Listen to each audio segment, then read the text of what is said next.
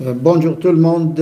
Aujourd'hui, on va parler de quelque chose de très compliqué. Bien que il y a beaucoup de conseils, il y a beaucoup de personnes qui donnent conseils en nutrition, en alimentation, en naturopathie, hein. Mais les gens se perdent. Les gens, ils se perdent. Il y a beaucoup de personnes qui ont perdu les pédales. Il y a des personnes qui disent mangez de la viande, d'autres qui disent ne mangez pas de viande, des personnes qui mangent du lait, d'autres ne prenez pas du lait. Des personnes qui disent ne mangez pas de pain, il y a d'autres personnes qui mangent du pain. Il y a des personnes qui disent attention, les graines c'est riche en oestrogènes, non, c'est dangereux. Il y a des personnes qui font peur aux gens alors qu'ils ne connaissent elles-mêmes rien. Il y a des personnes qui font peur, mais elles-mêmes ils ne connaissent rien du tout, ils ne savent rien du tout dans ce domaine. Et je commence déjà par les personnes qui donnent conseil. Bon, si ces personnes elles ont un profil de formation en sciences alimentaires, puis nutrition, là, on peut accepter ce qu'ils disent, parce qu'ils ne veulent pas déconner. En tout cas, les gens qui ont étudié les sciences alimentaires, ce n'est pas les gens du domaine. N'attendez pas à trouver quelqu'un qui a fait les sciences alimentaires et qui donne conseil aux gens. Vous ne trouvez jamais. Pourquoi? Parce que les personnes qui ont étudié les sciences alimentaires, ce sont souvent des personnes qui sont impliquées directement dans les technologies et c'est des personnes qui travaillent. Bon, ils n'ont rien à foutre avec les conseils. Sauf quelques-uns qui ont échappé, qui ont continué le chemin en se spécialisant un peu dans le domaine de la nutrition et la nutrition appliquée aux maladies. Mais ils sont des personnes qui restent quand même prudentes. Ça, c'est cette catégorie, c'est la première catégorie et c'est la catégorie qualifiée, c'est la catégorie du domaine, des personnes qui ont étudié les sciences alimentaires d'abord, tous les aliments, hein, tous les aliments, les propriétés des aliments, la composition chimique des aliments, et puis les points forts et les points faibles de chaque aliment, et puis les combinaisons alimentaires. Et puis les intolérances alimentaires, parce qu'il y a des personnes qui ont des intolérances naturelles. Il y a des personnes qui sont nées avec une intolérance au lactose, des personnes qui n'acceptent pas, par exemple, donc le gluten. Il y a des personnes qui ont une intolérance à l'huile d'olive, d'autres qui ont une intolérance à certaines plantes. Il y a des aliments. Il y a même des personnes qui ont une intolérance à certains produits, à certains types de viande, pas toutes les viandes. Et voilà, donc les gens qui ont étudié les détails des sciences alimentaires, c'est des personnes quand ils parlent, d'ailleurs ils parlent à l'aise parce qu'ils savent bien de quoi ils parlent.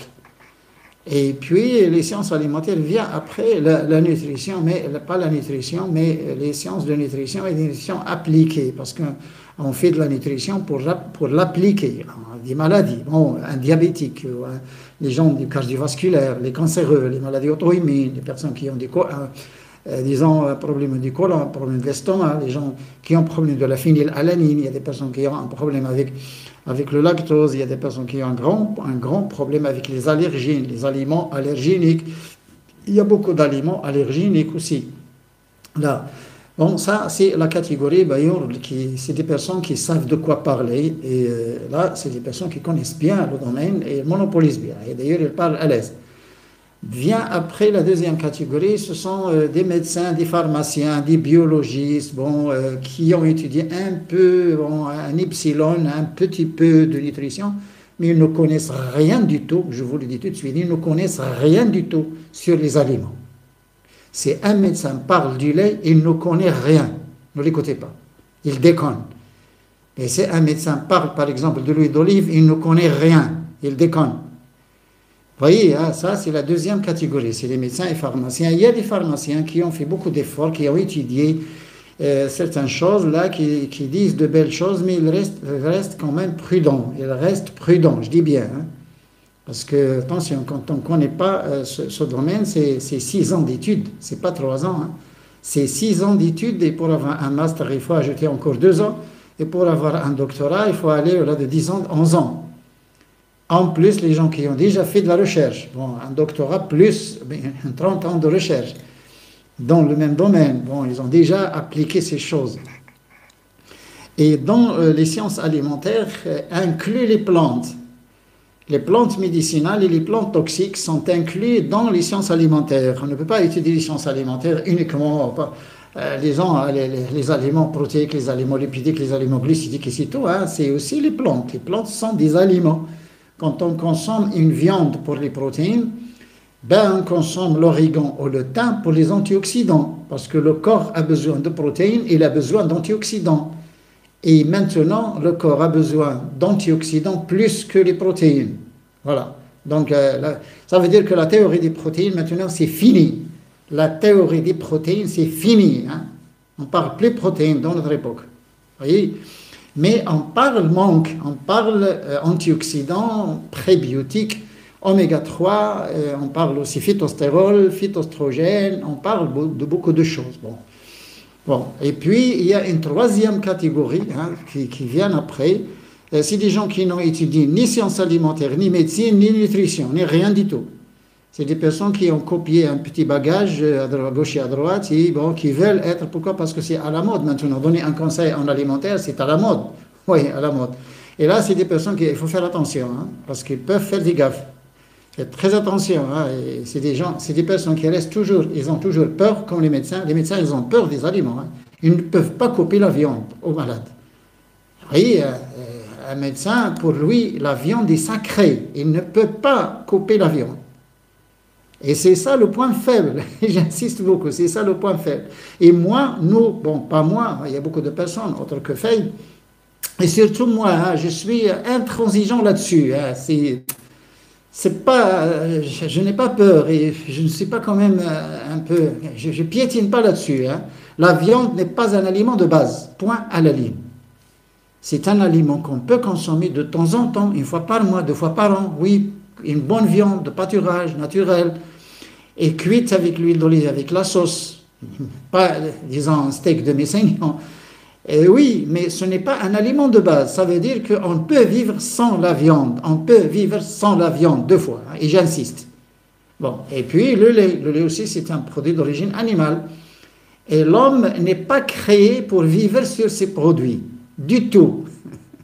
L'homme est créé pour vivre sur les choses qui sortent du sol, pour vivre sur le végétal, parce que le végétal, il est autotrophe, il stocke l'énergie solaire, et là, il n'y a pas de danger, il n'y a rien. Bon, la viande, c'est un hétérotrophe, c'est un animal qui se nourrit sur des choses, et peut bien cumuler des toxines, des métaux lourds, et puis on injecte des antibiotiques, on a des hormones, et puis tous les animaux qu'on consomme, c'est des animaux à sang chaud.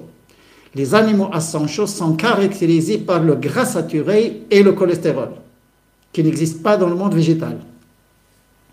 Dans le monde végétal, on a le contraire. On a des huiles insaturées et on a le phytostérol. C'est l'opposé du cholestérol et du gras saturé. Ça, c'est des sciences alimentaires. Bon, je m'excuse, bon, je m'approfondis un peu dans la terminologie. Bon, cette science, ces sciences alimentaires, ben, j'essaie de simplifier. Attention, ce n'est pas aussi simple que ça, c'est plus compliqué. Hein, parce que la molécule du phytostérol, il est un peu, disons, similaire. Il ressemble beaucoup à la molécule du cholestérol.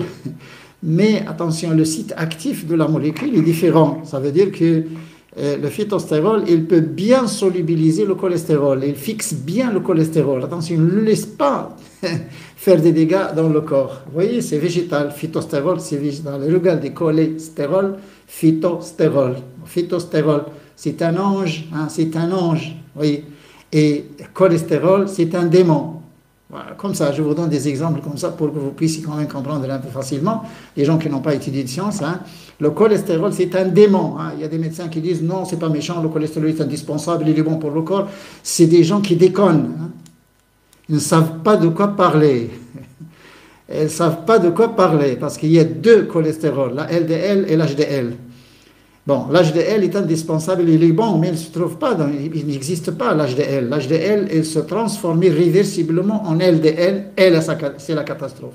C'est pourquoi quand vous avez déjà la LDL qui augmente, il n'augmente pas de beaucoup. Hein, quand il augmente d'1 point, vous vous sentez fatigué, lourd, vous ne pouvez pas vous lever, vos pieds... Bon, vous vous sentez bien, vous le sentez. Le cholestérol, quand il augmente dans le corps, ce n'est pas il augmente de 30%. Quand il augmente de 0,2, vous avez la valeur normale, 0,2. Quand vous avez 0,2, c'est déjà, vous sentez, donc ça veut dire que quand il dépasse la valeur normale de très peu, vous le sentez. Et c'est le problème du cholestérol actuellement, c'est parce que les gens ne consomment pas le phytostérol. Les aliments qui contiennent du phytostérol. Avant, on faisait cuire la viande avec des végétaux, avec des légumes, avec l'huile d'olive, on ajoutait donc des épices, bon, on mangeait avec du pain complet. Donc il y avait la viande, et on ne mangeait pas trop de viande, c'est un petit morceau bon, noyé dans des légumes, l'huile d'olive, une sauce et tout ça avec les épices, et le pain encore c'est végétal. Donc ça veut dire que ce cholestérol-là, il ne pouvait pas faire des dégâts dans le corps. Pourquoi? Parce qu'il est contrôlé par les phytostérols et par les fibres qui se trouvent dans les légumes, dans l'huile d'olive et dans le pain complet. Et c'est pourquoi avant, les gens ils mangeaient de la viande, mais pas beaucoup de viande, de la bonne viande, et pas tout le temps, pas chaque jour, mais avec des légumes et avec l'huile d'olive et avec le pain complet. Donc là, je reviens que les gens ils se perdent. Bah, est-ce que je mange de la viande ou je ne mange pas de la viande? Moi, je vous dis la réalité scientifique, faites ce que vous voulez. Je ne vous dis pas de ne pas manger de la viande, c'est vous qui devez normalement choisir et bien comprendre. Vous devez comprendre, voyez. Donc, ce sont les grandes sociétés de production, les années, bon, c'est les années 40 et 50, hein, qui avaient commencé à faire une propagande des protéines, manque de protéines, le kwashiorkor, attention, le fer, etc. Mais ça n'a rien à voir avec la réalité, hein. Ça n'a rien à voir avec la science. Et la science, attention, hein, la science c'est neutre et là il ne peut pas être influencé par ni par de l'argent ni par les grandes sociétés, hein. La science s'en fout bien des grandes sociétés, hein. La science c'est la science. Seulement il y a des personnes qui veulent faire une recherche. Il y a des personnes qui demandent toujours est-ce qu'il y a de la recherche, est-ce que vous avez quelque chose. Là, bon, pourquoi on doit avoir toujours une recherche? Parce que si la recherche elle-même est politisée, bon, comment voulez-vous c'est pourquoi moi je ne parle pas de recherche, je ne parle pas de documentation dans ce domaine. Bon, il y a des personnes qui demandent est-ce qu'il y a des articles, des publications, il y a tout ça, etc. Bah, qu'est-ce que vous voulez faire avec une documentation, avec des articles, avec des publications, si déjà la recherche est politisée? La recherche est financée par les sociétés. Bien sûr, ils vont trouver ce qu'ils veulent, bon, tout comme les OGM. Les OGM sont financés par les sociétés OGM elles-mêmes. Donc, c'est la société qui fait de la recherche sur OGM. Il ne va pas vous dire que c'est dangereux. Il va vous dire que c'est la même chose et que c'est bon et que c'est... Bon, il va vous dire que c'est mieux hein, que les produits autochtones, que les produits donc naturels. Et il y a déjà des rumeurs là, qui circulent, là, qui disent que les OGM, c'est bien fait et c'est mieux que les produits. Pourquoi? Parce que c'est contrôlé, c'est hygiénique, il n'y a pas de micro-organismes, il n'y a pas de ça, il n'y a pas de ça, ils sont riches, ils sont. C'est faux. On ne peut pas être mieux que le Créateur. Sachez bien ça, que vous êtes musulman ou pas, je m'en fous. Mais il y a un Créateur, il y a un Dieu, subhanahu wa ta'ala. Et personne ne peut connaître mieux que notre Dieu. Et personne n'a le droit de corriger la création de notre Dieu. Ça veut dire que notre Dieu n'a pas créé les choses et on fait les OGM pour augmenter la production et pour obtenir... Et il y a des gens qui l'appellent l'amélioration génétique. Mais quelle est l'amélioration génétique là? Quelle est l'amélioration génétique là? C'est la destruction génétique. C'est les conneries génétiques, si j'ose le dire. Je m'excuse du terme. Mais ce n'est pas l'amélioration génétique. On ne peut pas améliorer la création de notre Dieu. Et voyez, c'est là la gaffe, c'est là le problème. Parce qu'il y a des personnes qui ne sont pas des musulmans, qui ne croient ni en Dieu ni en rien, et qui parlent comme ça de la nutrition et des choses comme ça, comme si l'homme a existé tout seul. Il a existé par la nature. Non, c'est faux. Et nous, on prend toujours en compte notre Dieu, et c'est lui qui a tout créé, et il a bien créé les choses, il a bien fait les choses, subhanahu wa ta'ala. Bon, sachez tout simplement qu'on ne peut pas faire mieux que notre Dieu. Les choses ont été créées dans un équilibre extraordinaire, elles ont été créées d'une manière, personne ne peut, il n'y a que notre Dieu qui peut le faire, et nous n'avons qu'à suivre ces règles de la nature et ces règles que notre Dieu d'ailleurs a fait pour nous. Il suffit de suivre les règles et vous n'aurez aucun problème. Bon, et puis, bon, c'est politique et c'est très politique. Bon, on va en revenir. On va revenir pourquoi les gens disent que la terre ne suffira pas. Mais qu'est-ce que ça veut dire ça, la terre ne suffira pas? Ça veut dire que notre Dieu ne sait pas calculer alors. La terre ne suffira pas hein, à 8 milliards. Donc notre Dieu ne sait pas calculer. Donc notre Dieu s'est trompé alors. Bon, hein. Là, ben ça, c'est des personnes qui ne croient en rien, et c'est des personnes qui déconnent tout le temps, c'est des personnes qui ne savent rien du tout, et qui vont maintenant traîner l'humanité je m'excuse, dans la merde. Et c'est ça, c'est ça le problème. On est en train de suivre donc, les scientifiques, les publications. L'université elle a fait une recherche, ils ont découvert, ils ont trouvé, ils ont. Attention, hein, c'est politisé, méfiez-vous. Hein. Moi, je suis chercheur, je lis les articles et attention, je regarde bien le résumé, le matériel et méthodes, résultats et discussions. Et je regarde bien l'université, qui a financé la recherche et qui a fait la recherche. Attention, hein, il y a des articles qui sont très politisés, hein. On sort ce qu'on veut du laboratoire maintenant. Il y a des personnes maintenant qui demandent est-ce qu'il y a de la recherche qui a été faite pour dire que les maladies sont dues à ce que les gens ont pris donc, dans cette pandémie, hein, la 1, 2 et 3, est-ce qu'il y a une relation entre ça et les maladies, est-ce qu'il y a une recherche? Non, monsieur, il n'y a pas de recherche parce que c'est interdit. Il n'y a pas de recherche parce que c'est interdit. Hein. Vous allez faire la recherche pour dire que vos choses-là que nous avons injectées, elles nous causent des maladies, mais ça ne va pas. Ça ne va pas. Donc, bon, je reviens à ce que je disais là. Les gens, ils sont perdus avec trop de conseils. On recommande n'importe quoi, on dit n'importe quoi. Il y a même des cabinets spécialisés, ils se disent en diététique et nutrition, qui sont enregistrés officiellement, là, et qu'ils ont une autorisation, et puis ils donnent une liste aux gens, et ils se limitent à une liste, là, quand même, bon, je trouve que c'est mesquin quand même, hein, c'est petit, hein. Donner une liste à un malade quand même, bon, combien de légumes dans la nature? Des centaines, voire des milliers de légumes. Vous ne pouvez pas donner une liste, monsieur. C'est parce que vous ne connaissez que les patates, la tomate et les oignons. Et le brocoli. Toujours brocoli dans la liste. Pourquoi? Parce qu'on a trop parlé de ce brocoli qui est rien du tout, ce brocoli. Quand il y a rien du tout, c'est des gens qui ne savent rien du tout qui parlent du brocoli. Ben, ils s'attachent à une petite chose là qu'ils ont entendue comme ça. Bon. Il y a mieux que le brocoli, mais les gens ne consomment pas.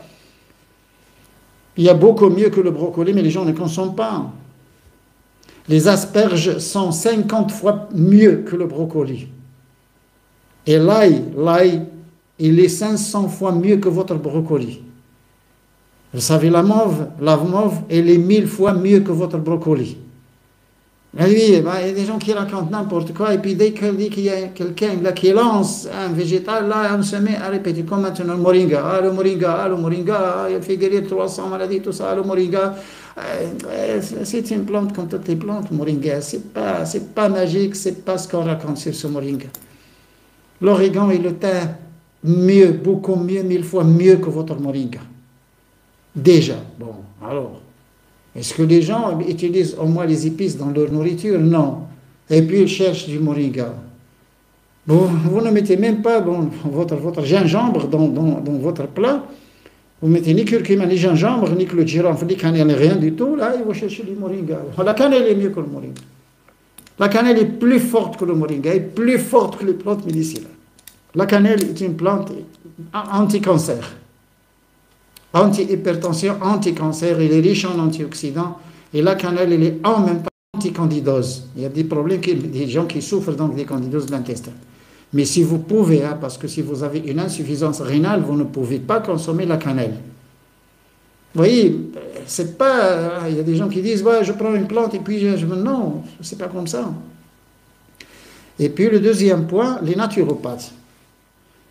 Il y a des gens qui se disent nutritionnistes, ils ont un diplôme, et puis ils ont un cabinet, ils définissent un régime, mais quand même, il faut qu'ils étudient les sciences alimentaires, il faut qu'ils connaissent beaucoup de choses, et la composition alimentaire, c'est le strict minimum, et c'est un minimum requis pour un nutritionniste.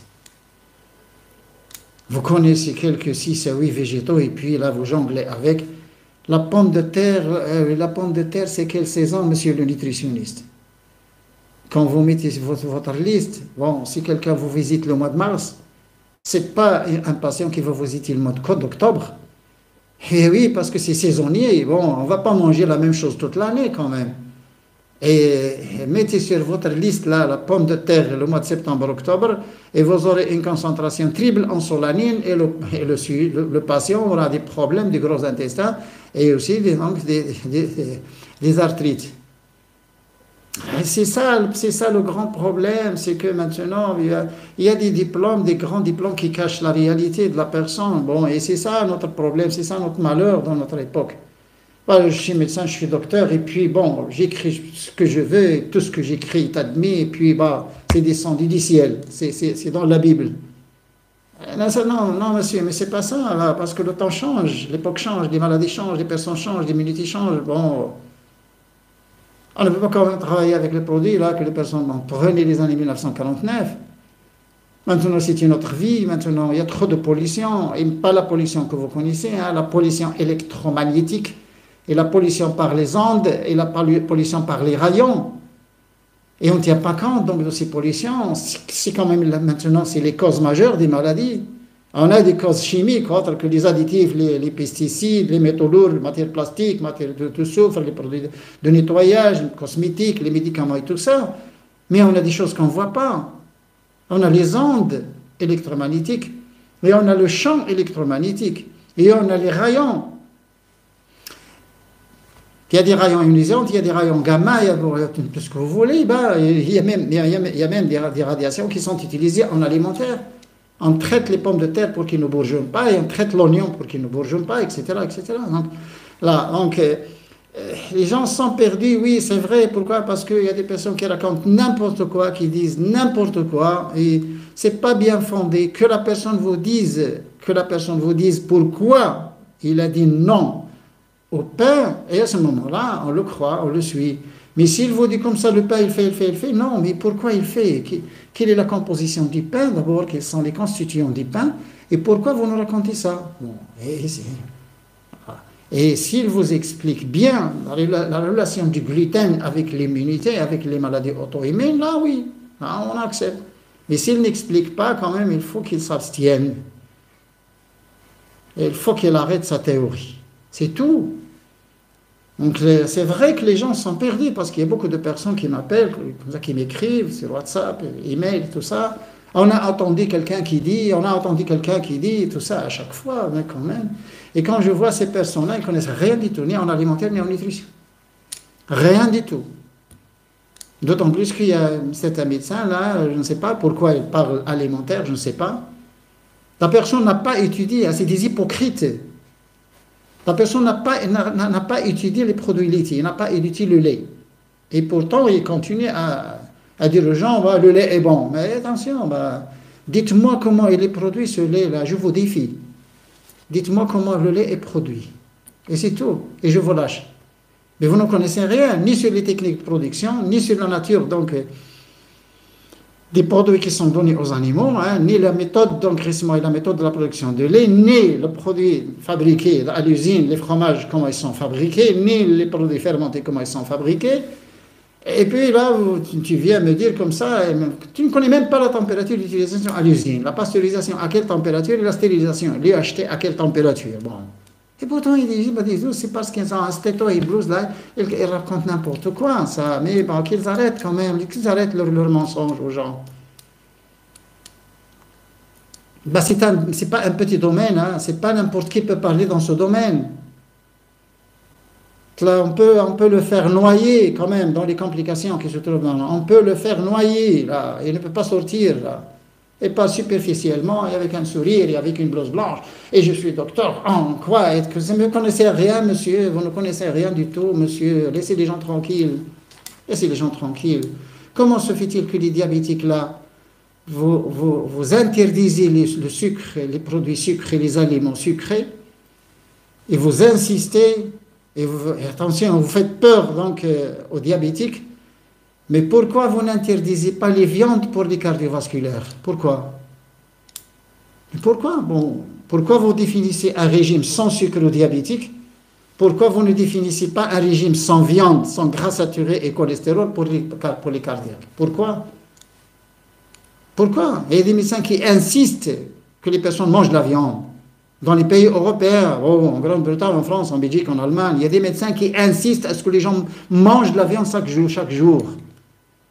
Ben, c'est la viande qui a fait les dégâts. Bon, tous ces dégâts, c'est dû à la viande. Mais pourquoi voulez-vous que les gens mangent de la viande chaque jour? Pourquoi? Ce n'est pas un aliment de base. On peut vivre sans la viande. Je sais pas pourquoi. Il y a des aliments qui contiennent tous les constituants dont le corps a besoin. Je dis ça pour faire noyer ces personnes-là qui ne connaissent rien du tout. Je vais les faire noyer dans l'ignorance. Il y a des aliments qui contiennent tous les constituants dont le corps a besoin. Un seul aliment, il contient tous les macronutriments et les micronutriments. Il y a des aliments qu'on considère comme nobles maintenant et comme sacrés, comme la viande, qui contient un seul constituant, bon, qui sont les protéines. Les viandes, ils contiennent les protéines, c'est tout. Quelques minéraux, les minéraux, non, on a les minéraux dans l'eau. Et puis, avec ces protéines, on a deux grands dangers, le cholestérol et le gras saturé. Mais si vous prenez les légumineuses, par exemple, la fève, les haricots, les lentilles, les petits pois, les pois chiches, tout ça, vous allez trouver une teneur en protéines supérieure à la teneur en protéines des viandes, parce que la viande, il est à 19 protéines. Mais les protéines, les légumineuses, ils peuvent aller jusqu'à 32. Et il y a le lupin qui contient 65% de protéines, le lupin. Le reste, c'est 22. Les autres légumineuses, c'est 22. Vous avez les protéines, une teneur en protéines extraordinaire, très élevée. Vous avez les fibres solubles et insolubles. Vous avez les minéraux, tous les minéraux. Et vous avez les vitamines, la B5 et la B6 et l'acide folique, déjà pas mal, hein? Pantothénique, pyridoxine, acide folique. Il y a des légumineuses qui contiennent aussi quelques thiamines, un peu de niacinthiamine, B1, B3. Et les légumineuses sont riches en molybdène. Le molybdène n'existe pas dans la nature, il existe uniquement dans les légumineuses. Et le molybdène, c'est un activateur, c'est un cofacteur de la sulfite oxydase. Et la sulfite oxydase, c'est l'enzyme qui permet d'éliminer donc les produits toxiques du foie. Ça détoxifie bien le foie, le molybdène. Et puis, vous avez quelques légumineuses qui sont riches aussi en matière grasse noble, en huile insaturée, qui est dans le soja par exemple. Et vous avez les sucres sous forme de polyoleucides, des sucres composés, un sucre composé qui est l'amidon. Alors, qu'est-ce qui manque? Et vous avez donc les fibres, vous avez les sucres, donc les carbohydrates, vous avez les protéines, vous avez les minéraux, vous avez les vitamines. En plus des vitamines et de tout ça, vous avez les phytostrogènes, la viande, vous avez le cholestérol et le gras saturé. Comparez, voilà. Un bon aliment, c'est un aliment qui ne contient aucun constituant nocif, aucun constituant dangereux pour le corps. Et là, les légumineuses, vous pouvez en manger chaque jour et 2 fois par jour et sans aucun problème. La viande, non. Les gens, ils sont perdus. Hein? Manger de la viande, ne pas manger de la viande, manger du lait, ne pas manger du lait, boire du lait, ne pas boire du lait, et le pain, ne pas manger du pain, mais définissez d'abord, nous, pour le pain. Il y a des gens qui mangent le pain, mais de côté quel pain vous parlez? De quel pain vous parlez? Est-ce que c'est les petits pains? Est-ce que c'est le pain au chocolat? Est-ce que c'est les croissants? Est-ce que c'est la baguette? Est-ce que c'est le pain rond? Est-ce que c'est le pain noir? Est-ce que c'est les pains amis? De quel type de pain vous parlez? Bon, laissez les patients tranquilles, laissez les malades tranquilles. Vous ne connaissez rien, bon, laissez les gens tranquilles. Si vous parlez donc du pain de la boulangerie, qui est la farine blanche pétrée avec une machine et fermentée avec une levure industrielle, une levure boulangère, OGM bien sûr, et qui contient les additifs, là, ce n'est pas un pain, mais c'est une catastrophe. On ne parle pas de pain, c'est pas ça le pain. Mais si vous parlez d'un pain pétré à la main avec une farine complète, et même une farine composite, ça veut dire 3 céréales, 4 céréales, pétrée à la main, farine complète avec le sang et avec tout, fermentée par un ferment acide naturel et qui contient les graines, pétrées avec donc les graines de nigel, fenouil, anis, graines de coriandre. Il y a des gens qui mettent même la fenugrec, poudre de fenugrec dans le pain. Il y a des personnes qui mettent la poudre de l'origan, la poudre du thym dans le pain. Et même, on a au Maroc, disons, un pain avec certaines plantes, carrément.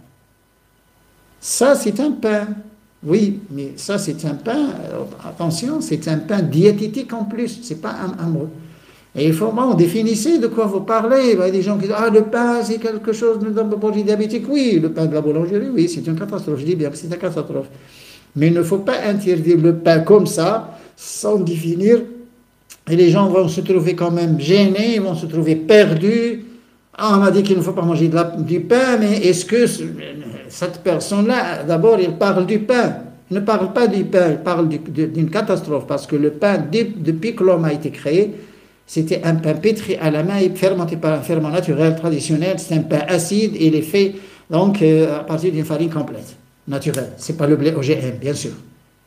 Oui, là, je vous donne des exemples. Il y a des gens qui donnent des conseils comme ça superficiellement et qui induisent les gens en erreur, qui vous traînent, c'est dans l'ignorance. Et ça c'est grave, ça c'est grave. Bon. Je termine par les naturopathes. Parce que les naturopathes aussi, donc, il y a des choses donc, il faut qu'ils sachent. Non. La naturopathie, les années 50, 60, bon, c'était une science extraordinaire. D'ailleurs, les grands d'ailleurs de la médecine, c'était des naturopathes, ce n'étaient pas des médecins. Et les découvertes ont été faites par des naturopathes, pas les médecins. Mais maintenant, non. Pourquoi? Parce que si vous ne tenez pas compte du mode de vie, votre naturopathie ne marche pas du tout. Même pas à 5%. Il ne va pas marcher. Et le patient, attention, le patient peut avoir des complications. Parce que la naturopathie, normalement, la première base et la grande base, le grand principe de la naturopathie, nature, il faut qu'il y ait un mode de vie, hein, un régime, ce n'est pas un régime, un mode de vie naturel. Et la naturopathie, à ce moment-là, elle marche. Donnez des plantes, faites ce que vous voulez, jonglez avec ce que vous voulez. Mais il faut que le patient, attention, il faut que le patient arrête tous les aliments conservés et tous les aliments qui sont passés par l'industrie.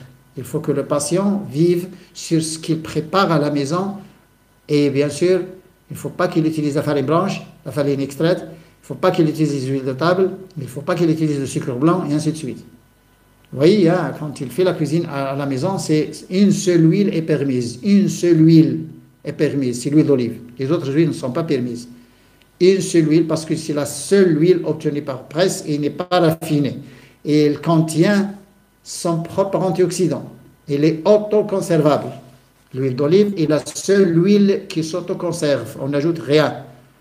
Même les huiles là que vous obtenez à la maison, c'est des huiles qui s'oxydent et qui donnent un goût rance, une rancidité, parce que c'est les huiles des graines d'ailleurs. Les huiles des graines, donc il n'y a pas d'antioxydants, il n'y a pas de polyphénol, donc ils ne sont pas autoconservables. L'huile d'olive est la seule huile naturelle et la seule huile autoconservable. Elle peut rester 20 ans sans aucun problème.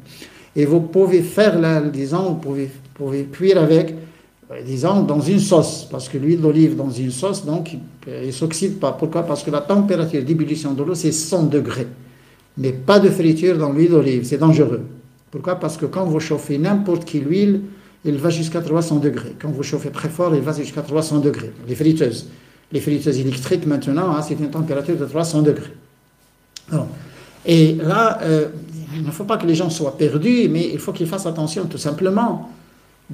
Primo, pour ne pas perdre les pédales, hein, pour ne pas se perdre, c'est d'abord quand vous vivez sur les aliments, disons, que vous préparez vous-même, c'est-à-dire vous achetez la matière première, le cru, vous achetez la matière première et vous faites la cuisine vous, à la maison, mangez ce que vous voulez, à condition de s'éloigner des produits d'origine animale. Mangez ce que vous voulez, personne ne peut vous gêner.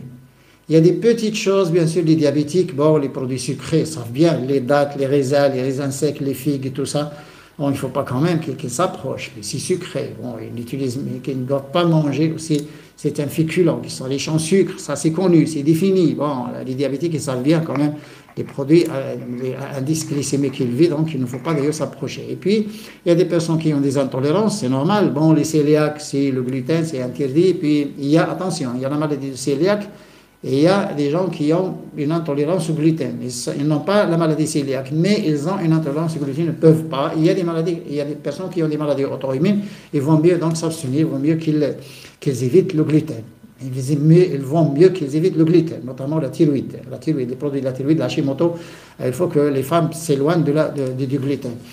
Donc là, disons, pour ne pas se perdre, bien sûr, les personnes qui achètent la matière première, achetez ce que vous voulez, tous les légumes, tous les fruits, donc les céréales, les légumineuses, les épices, les plantes, les graines et tout ça, hein, faites ce que vous voulez. Faites votre cuisine chez vous, hein, préparez vos repas vous-même et n'écoutez personne. Comme ça, vous serez tranquille. N'écoutez personne. Faites attention au pain, tout simplement. Le pain, si vous pouvez pétrir votre pain, c'est bon. Sinon, essayez de chercher un pain complet, hein, avec du sang ou un pain acide. Maintenant, il y a beaucoup de pays là où on trouve le pain acide. Le pain acide est le meilleur d'ailleurs.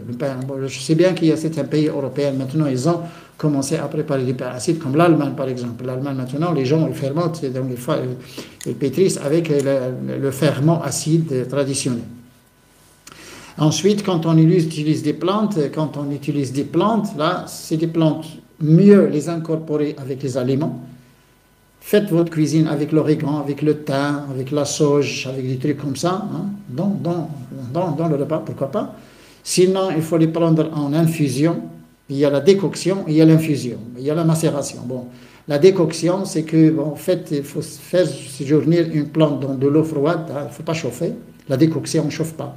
On met la plante dans l'eau et on laisse une nuit, et puis on boit cette eau. Bon, vous savez bien, bon, l'infusion, ça c'est la décoction. L'infusion, là, c'est l'eau bouillante, vous mettez votre plante ou vous versez de l'eau bouillante sur votre plante, il faut attendre au moins 1 heure, et comme ça vous pouvez boire, et ne rejetez pas le résidu. Le résidu à ne pas rejeter, le résidu c'est asséché, aussi vous pouvez le sécher et faire une mouture, une poudre, et cette poudre-là, vous pouvez l'incorporer aussi dans votre alimentation, potage, dans les soupes, dans les trucs comme ça, pourquoi pas, pour ne rien perdre, hein, pourquoi pas.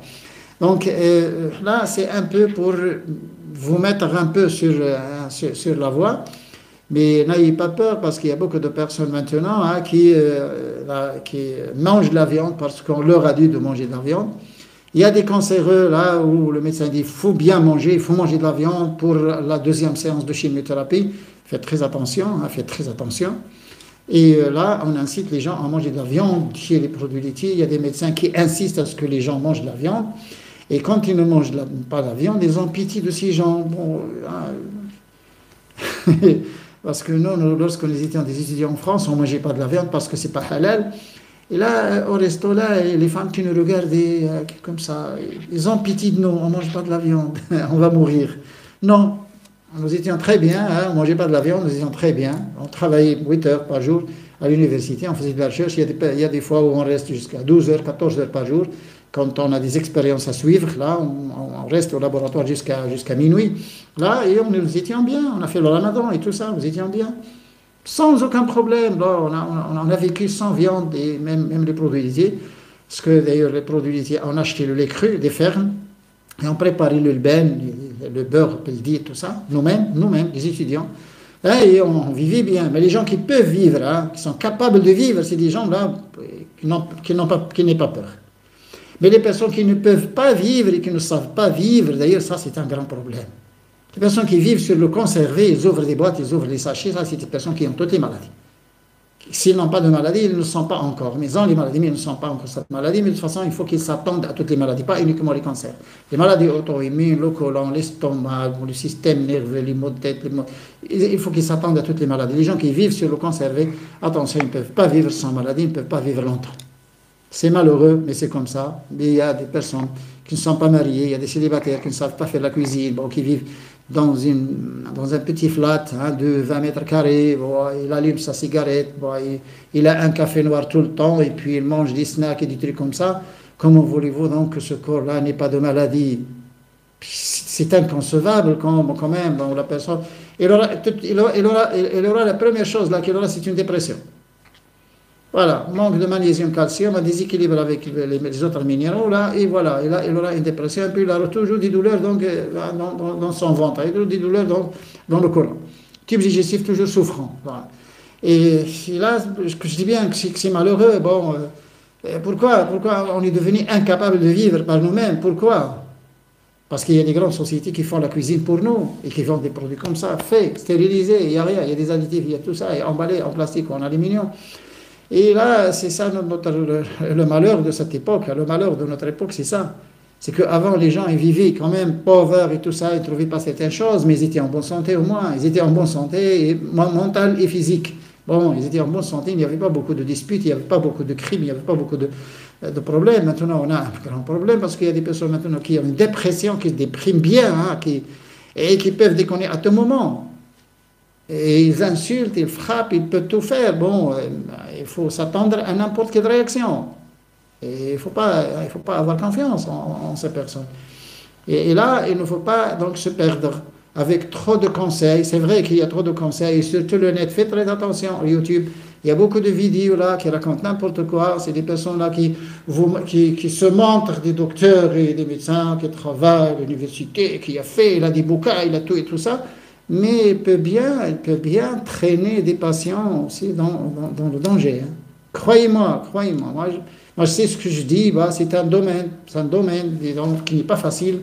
Les sciences alimentaires et en même temps nutrition, et appliquées à notre époque, là, il y a des maladies, les maladies auto-immunes. Qu'est-ce qu'on fait pour les maladies auto-immunes? Les cancers, disons, hein, on se bat avec un cancer. On sort pas de façon, on se bat. Mais les maladies auto-immunes, rien à faire. La seule solution, le seul remède, c'est le retour à la nature. Mangez naturel, faites du sport et vous n'aurez aucun problème. Les personnes qui ne peuvent pas, ce n'est pas la peine d'aller quand même vivre sur des corticoïdes. Parce qu'il n'y a que les corticoïdes, maintenant les maladies auto-immunes, il n'y a que ça. Mais la seule solution pour toutes les maladies auto-immunes, c'est vivre au naturel. C'est préparer vos repas vous-même, éviter tout ce qui est industriel et faites du sport et vous n'aurez aucun problème. Et c'est tout. Voilà. Et même le mode de cuisson. Faites attention au mode de cuisson. Pas de friture, pas de micro-ondes, etc., etc. C'est cuisson à la sauce. Et manger cru. Les maladies auto-immunes, il faut que les personnes mangent cru. Hein, beaucoup de cru, beaucoup de légumes crus. Et légumes et fruits, pourquoi pas. Bon, les choses qu'on peut manger crues, hein, parce qu'on ne pourrait pas manger les légumineuses crues. Hein, quand même. Mais au moins les légumes et les fruits, les choses, les plantes et tout ça, les feuilles vertes, les choses qu'on peut manger crues, il faut en manger beaucoup. Hein. Parce qu'il n'y a pas de calories, il n'y a rien. Bon, remplissez votre estomac avec les légumes tout le temps. Vous n'aurez aucun problème. Les légumes, ce n'est pas dangereux. Il y a les fibres, les antioxydants, les minéraux, les vitamines. Il n'y a pas de calories, il n'y a rien. Et bon, si les gens qui ont une obésité maintenant et qui n'arrivent pas et qui cherchent une solution, une plante, je ne sais pas quoi, bon, vous avez une obésité, remplissez votre estomac avec des légumes. C'est une solution banale, vous n'allez pas croire d'ailleurs. Remplissez votre estomac tout le temps avec des légumes, vous verrez bien que votre poids il va chuter sans aucun problème. Au cas parce que vous avez tout le temps faim, quand vous êtes obèse, vous avez tout le temps faim, oui, parce que votre estomac s'est élargi, remplissez-la par des légumes. Comme ça, vous serez rassasié et vous avez des choses qui ne vous donnent pas de calories, et voilà, ça se règle. Arrêtez les viandes, arrêtez les légumineuses, arrêtez le pain, arrêtez le sucre, arrêtez tout ce bazar. Vivez sur les légumes, un peu de fruits, bon, quelques céréales, pourquoi pas. Un pain complet, pourquoi pas, hein, c'est pas méchant. Buvez beaucoup d'eau, faites du sport et remplissez votre estomac par les légumes. Les légumes, les feuilles vertes, les choses que vous trouvez, et quand elles sont crues, c'est encore meilleur. Et quand elles sont acides, c'est extraordinaire. Sinon, acidifiez avec du jus de citron. Bon, ajoutez le jus de citron et vous serez bien. Et oui, quand il est acide, c'est bon. Pourquoi? Parce que c'est un problème de la bile et c'est un problème aussi donc, de la digestion, de la digestibilité de l'aliment. C'est pas la digestion. Et puis là, vous savez bien que les acides organiques des légumes, ça nourrit bien votre probiotique, vos bactéries amies. Oui. Donc, méfiez-vous bien et il ne faut pas que vous soyez perdus. Vous pouvez bien vivre si vous faites votre cuisine vous-même, n'écoutez personne, achetez la matière première, le cru, et préparez vos repas et n'écoutez personne. Au revoir.